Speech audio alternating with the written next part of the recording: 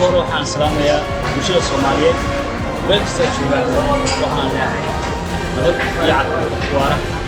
marka xiga waan ugu ahmiyad xasan ilaa